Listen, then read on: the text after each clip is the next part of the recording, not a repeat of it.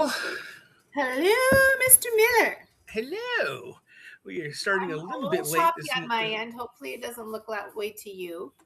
no, you're looking all peachy keen over there. But before Okay. we go too far into this, I am going to read our handy dandy disclaimer because I can. And it's going to say, "Welcome to the Rachel and Mr. Miller podcast, where we cover real estate, real life, and the occasional topic that may raise an eyebrow, like the one today. We are licensed residential real estate professionals. However, this podcast is for entertainment and general information purposes only. Nothing you hear should be taken as legal, financial, tax, or other professional advice, and listening does not create a client or advisory relationship of any kind. These are our opinions, our experiences, our conversations. Enjoy responsibly, like an adult beverage." Yeah, Hello, Mr. Miller. Welcome to season 2, episode number 25. We look at are that. rocking and rolling. Look at that. Season 2, number 25. We love that. Wow. And we have people that are logging in and watching us. And hi, Oh, people. goody. Yay. Yes, they're saying hi. Hello, people. Hello, people. So, uh, our guest today apparently got tied up someplace. Maybe he likes that. I don't know. Uh, you got tied up. So, when we were talking in the green room, we were having a conversation uh, about a situation that happened this week that doesn't need to be brought back into this, but uh, we were If you talking know, you about know. exactly. If you know, you know. Uh, we were talking about. I'm going to say we're talking about branding and the luxury market, and you had an interesting take on that. You want to share it again? Well, thanks for pushing me out on that thin ice, Mr. Miller. Yeah, there's a watch out for that bus. God, my hands are sweating. Sure. Well, okay, so there's this idea of brokerages offering a second tier of what would you call it? A second tier of service as an Yeah. agent that you can supply your clients with. And within that tier comes supposedly additional types of marketing and support. And so the idea is that if you have a listing that is at or above whatever the benchmark of whatever the brokerage has set, has determined this price and up is going to be determined or called a luxury home. So I first of think, all, I'm kind of going whoop this way because I'm thinking price doesn't always mean it's a luxury home. and I mean, let's look at Ridgecrest. Well, Is yeah, but before you do that, because I know where you're going with that, I want to try and see if I can say this politically correct? politically correct and in a way that is succinct. So um, there's this idea of this second tier service, and as an agent, you can take advantage of these second tier services, quote luxury services or luxury branding, by opting into more expenses in terms of you're going to pay more maybe for your monthly platform. You might pay more into a cap to your brokerage.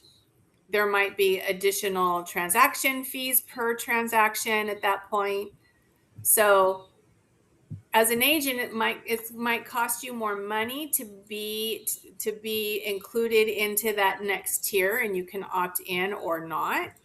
But what does that tier offer you? What is your return on investment as an agent? And is it really necessary? Because at the end of the day, shouldn't we as agents be treating every listing as if they're a luxury listing in terms of marketing, presentation, the the focus that we put on the listing, the client relationship that we're creating? all of those things. So like I was saying, you walk into a doctor can say, okay, well, if you pay me $400, I'll give you subpar care. If you give me $1,200, I'm going to give you rock star celebrity care. Doctor can do the job. It's just about the price tag. So when an agent decides to opt into a luxury tier, is that creating like a little bit of a click within the brokerage? Is it tapping in? Is it really playing off of the broker's ego? Is it playing off of the seller's ego? Oh, I have a luxury agent in said such brokerage because they are branded luxury. So they're selling the idea of it all. At the end of the day, shouldn't we be doing that top tier work anyways? Yes. There we go. Yep. Thank okay, you show's for over. joining us. Thanks for watching today. That was a great talk. Great chat. Great talk. No, and there's I've done some little bit of due diligence on the whole luxury market thing, and we're choosing our words carefully on this, in case you can't tell. The national people, if you will, Well, say the NAR says that, right? I think it's entry level luxury 90th percentile starts at 1.2. And this tier typically is 3 times the national median home listing price is 1.283. So can I tell you 1.2 is an entry level home in Thousand Oaks at this point? Right. And that's the entry level luxury. And it's not a luxury home out here in Thousand Oaks. Yeah. And that's been a conversation that's been happening with various brokerages. A high-end luxury, 95th percentile, starts at $2 million. This represents the top 5% of the most expensive homes nationwide. So what they're doing it off of, the elusive they, are doing it off of a national percentile, a national average. And then ultra luxury, the 99th percentile, starts at 5.5. And this is the top 1% of the market where spoken prestige outweigh the standard metrics. And when I was doing more due diligence, if you will, last time I'm going to use that word. Rachel's device is struggling. Story of my life.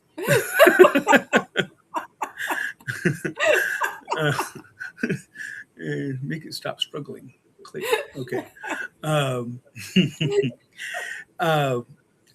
Lost my train of thought. I didn't hear a word you said because my device was struggling.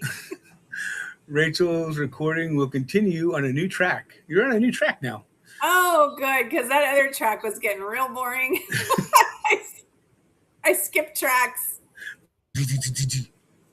I'm apparently freezing up now. Woo. You are. I think this heat, and then then it'll be the cold. Right. Well, I mean, right now in Ridgecrest it's 110, so it's just a little warm. I'm assuming that we're still talking, but everything is freezing. Man. Well, I can hear you, but your then we'll just go with that. Yeah, just keep going. One of the things with luxury that when I was reading is with luxury agents, there's a lot of pocket listings, and there's people who don't want to put their homes on the general market. I don't like that. I can't. There we go. Wow, everything's like really. Yeah, you should see what it looks like on my end. It looks like abort mission over here. Yeah, it was fine a minute ago. It's great. Yeah. Okay, so luxury people is pocket listings. They don't want it to put their homes on the open market. That's where you were going. Yeah, that's where a lot of these luxury agents are. Is they have these high net worth clients, and they just keep them close to the vest. And they'll reach out and say, "Hey, I have a house over here in XYZville, and it's only 7.2 million. What do you think?" Wow. Well, I also would like to understand the definition of luxury and ultra luxury, because isn't that kind of all relative and fluid? Everyone's got their own ideas. I guess square footage would be one, location would be another, materials used in the home, um, how new or old the home is the home older and has been restored? Is the home newer and it's a smart home? Like what does this luxury mean? Is it just because it's in the price range? There's geographic variations. Example: most expensive resort is Heber, Utah, near Park City. Luxury entry point is 7.2. Wow, look at Utah. Yeah. Okay. And then most expensive metro, San Francisco, 6.6. Mm-hmm. Most accessible metro, this one surprised me, is Detroit, Michigan. That is 700, very surprising. 700, 719 is a median luxury sale. Wow. So this brings me to a thought. Some brokerages are going to set just for nationally or wherever they're, nationally, these brokerages are setting what their beginning price is for what they believe luxury is. Right. Now, let's say the brokerage decides anything $600,000 and more can be considered luxury in our book. So if you want to, as an agent, want to participate in the luxury tier that we are offering, you can do that with homes $600,000 and up. Right. But let's talk about, you just said, what was it, Utah, Park City, Utah, just outside of? Yep. Obviously, a $600,000 home in that area is not going to touch what their luxury market really is. So, and conversely, let's talk about San Francisco. $600,000 is not going to be a luxury home in San Francisco. No.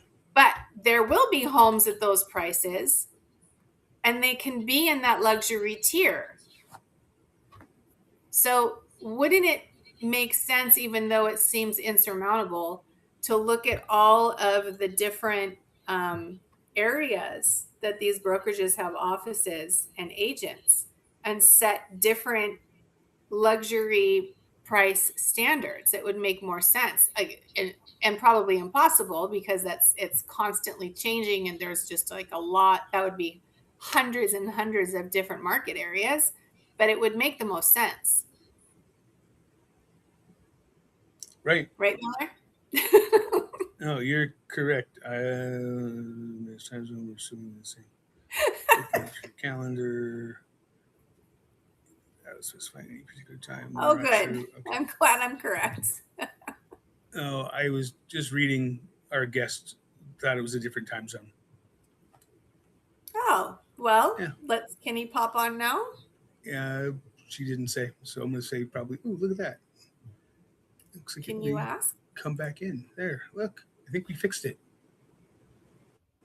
Yay. We're not freezing anymore. Okay. All right. Now we're cooking with propane. Exactly. Well, why don't you tell them to kick on? Can they come on? I sent a message like, come on, join us.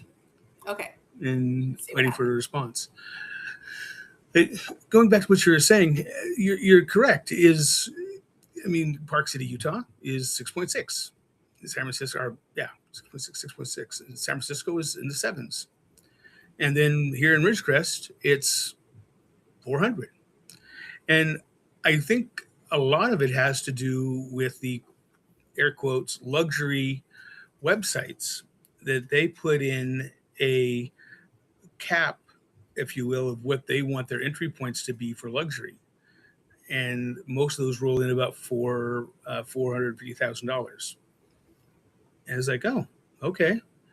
In the same breath, if a brokerage who is going to go into San Francisco and put in a quote luxury property at $450,000, uh, that could be embarrassing for the brokerage. Is That's not necessarily luxury. It it Right. is, but not in that particular market. But how does it market to the public?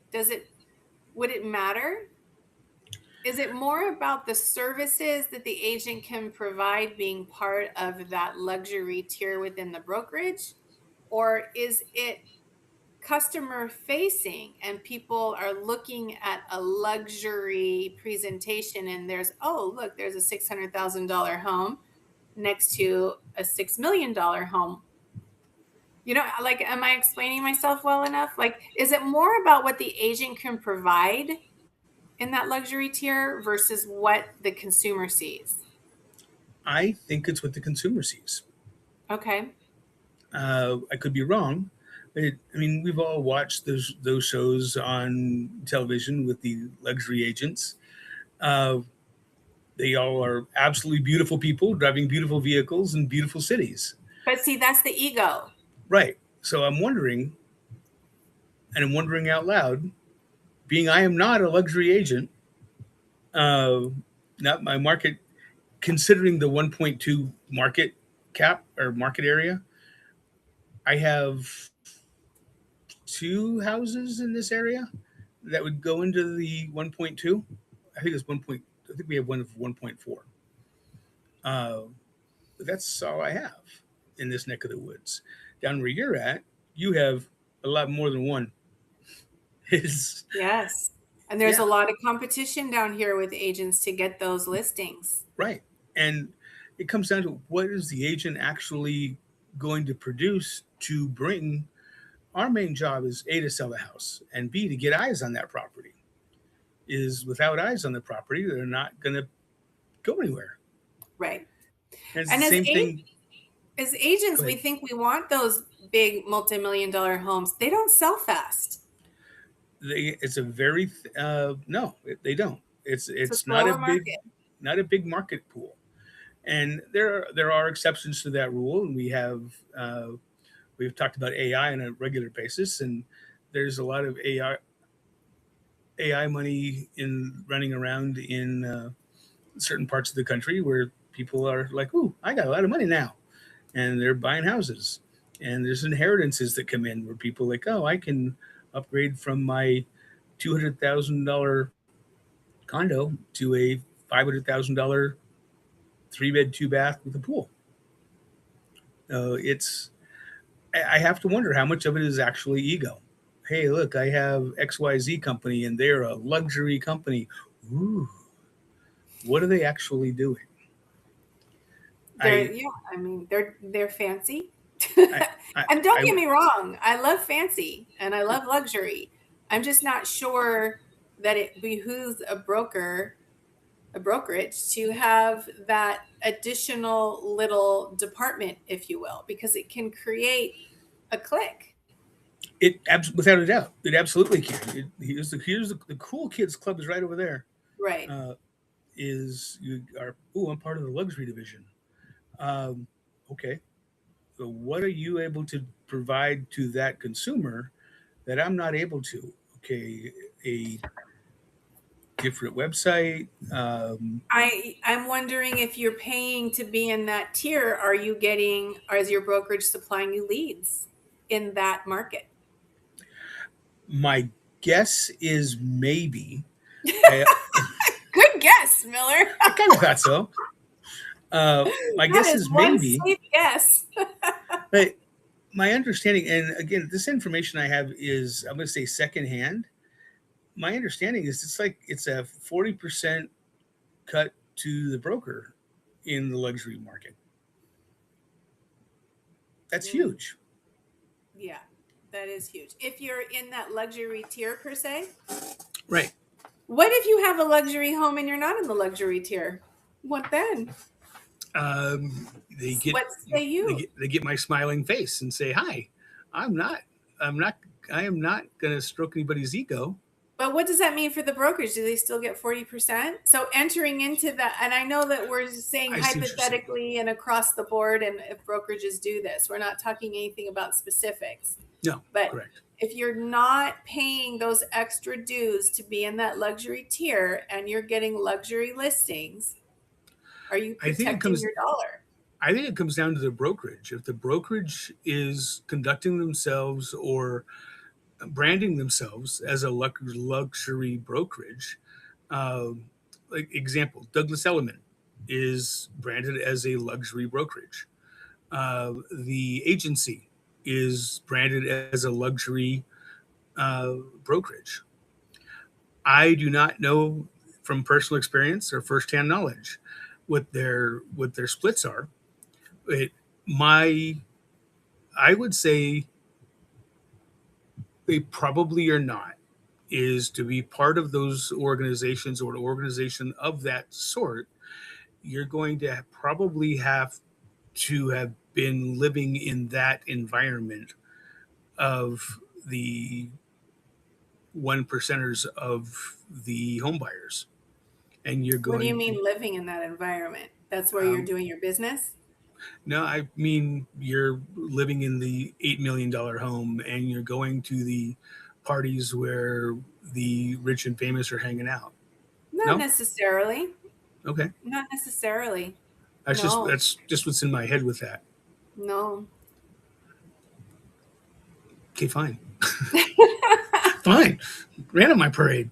Well, Uh, I'm not sure it's necessary that you have to live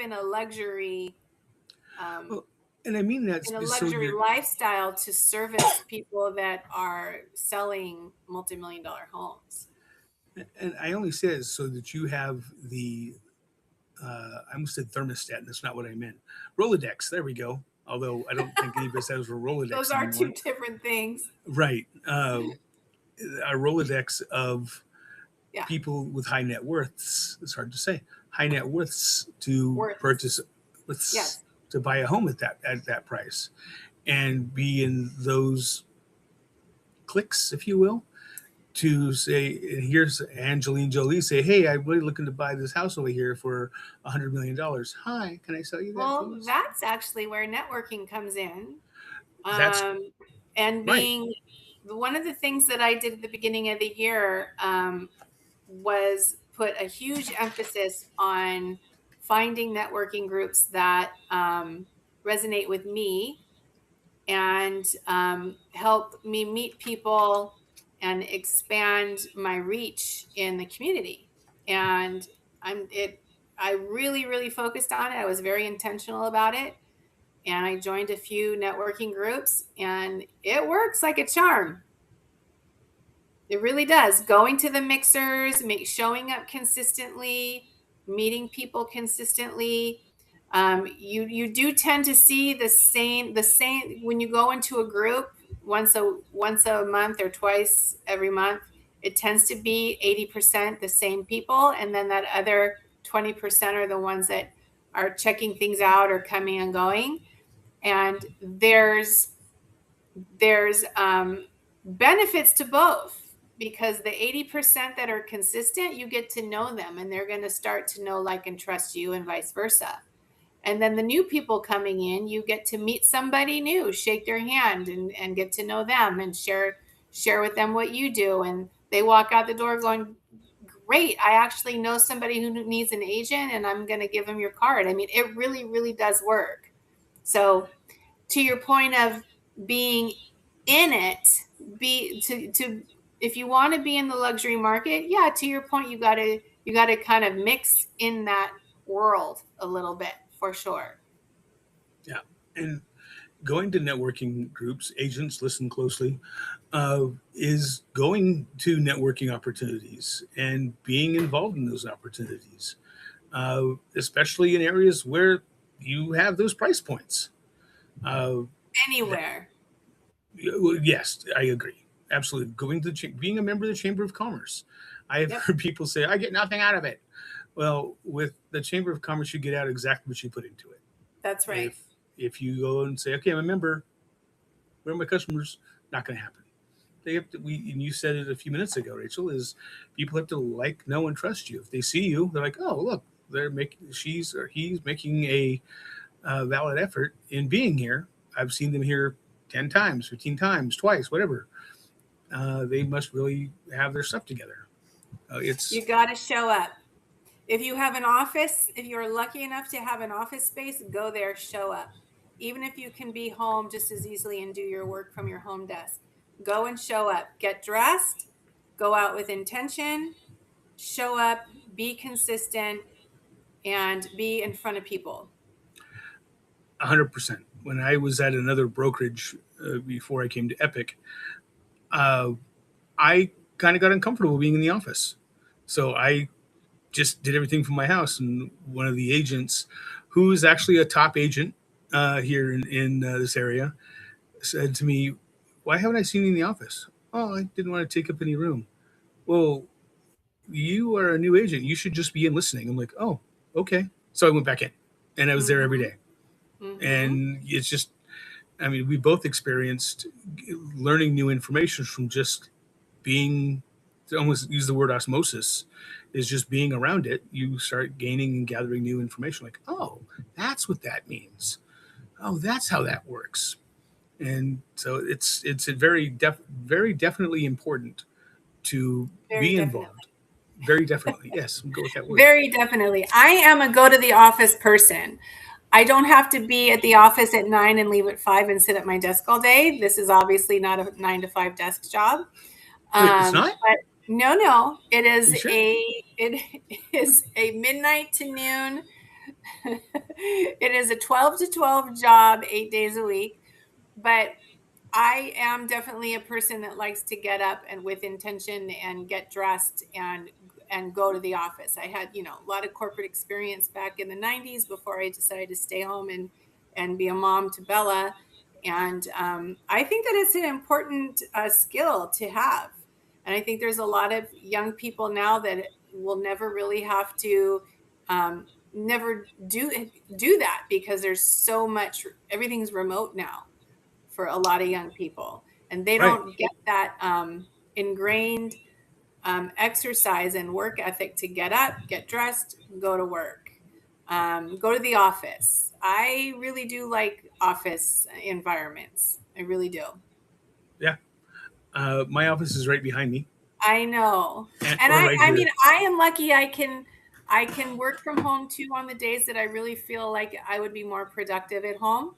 And then, the last couple of days I was running around all day because I was taking care of listings. So I didn't even have an opportunity to go to the office. But Tuesdays is our team meeting day. I, look forward to getting up and going. And I would say that I'm in the office for office days about 3 days a week.